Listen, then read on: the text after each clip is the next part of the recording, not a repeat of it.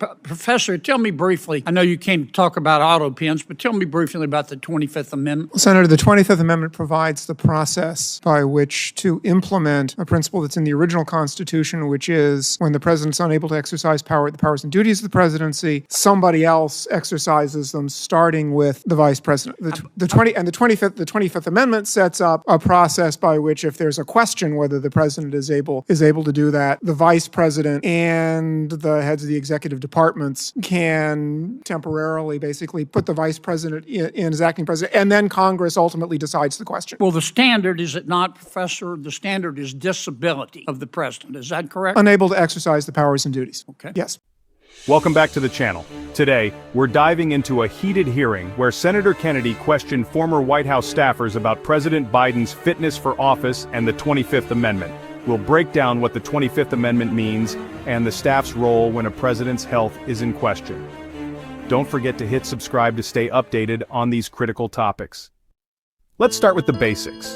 The 25th Amendment is a constitutional safety net. It covers what happens if the president can't do their job, physically or mentally. The vice president and cabinet can step in temporarily. It's all about protecting the country if leadership is compromised. Here's the tricky part. What exactly counts as unable for a president? It's not just a cold.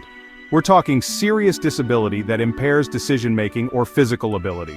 Senator Kennedy once asked, "What if a president talks nonsense, gets fatigued, and can't finish sentences? When do you, as a staff member, sound the alarm?" Let's suppose the president, you were using your experience as a staffer. You were working for the president, any president. Let me hypothetically a president. And let's suppose the president started talking like he was from outer space. Let's suppose the president became fatigued very easily. He couldn't finish a sentence without taking a nap. Let's suppose the president, he was just physically in bad shape, mentally and physically. Mentally, he may or may not have, you're not a doctor, neurodegenerative disease, but physically you can see you could bake a Thanksgiving turkey and the time it takes him to walk across the stage. What is, do you think, as a member of his staff, what do you think is your moral obligation to say, wait a minute, the president can't do the job anymore? I know you're loyal folks. You believe in your president, this president, whichever president, I'm speaking hypothetically. You're loyal, you want to be a good staffer, but you also have a moral obligation. How do you reach that decision, Professor? Senator, I think the first thing you would have to do in a situation like that is exercise your own judgment. How serious is this problem? Because everybody has moments when they lose focus, it happens. But if somebody thinks this is a really serious problem, I think the first thing to do is the most difficult, which is to say to the president, because the 25th Amendment also provides that the president can say, I'm unable to exercise the powers and duties of my office. Loyalty and duty collide. If you found this eye-opening, hit subscribe to join the conversation. And suppose the president That would be extremely difficult, but I think it should be. Look, trust me, I can. And it's clear to you that he has neurodegenerative disease and he can't. What do? Do you have a moral obligation as a staff member to go to the American people and say, we've got a problem here, it may cost me my career?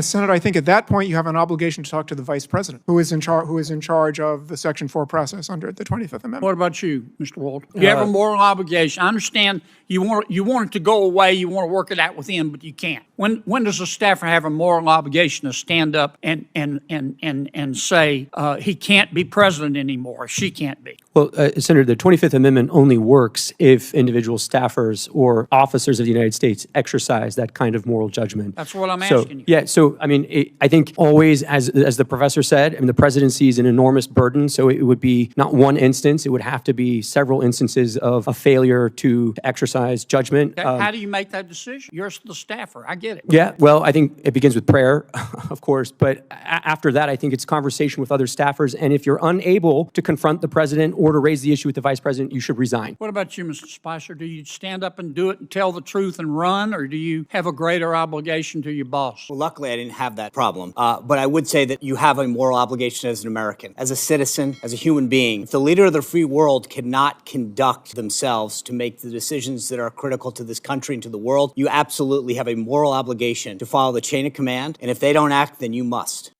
This was the heart of the questioning. All three former staffers agreed. Staff members have a moral obligation. If the president can't do the job, staff must step up. First by confronting the president, then the vice president. It's a heavy decision, one that could cost careers. The question isn't just about politics but ethics. What if staffers go to the president, vice president, and cabinet and everyone tells them to stay quiet? Mr. Spicer said, if leaders can't make critical decisions, staff must follow the chain of command. And if that fails, they have a duty to act. Each of us has a responsibility to hold our leaders accountable. The 25th Amendment is a powerful tool, but it depends on the moral courage of those closest to the president. It's a reminder that our leaders' health affects the whole country. For more deep dives, hit subscribe and stay informed. Thanks for watching.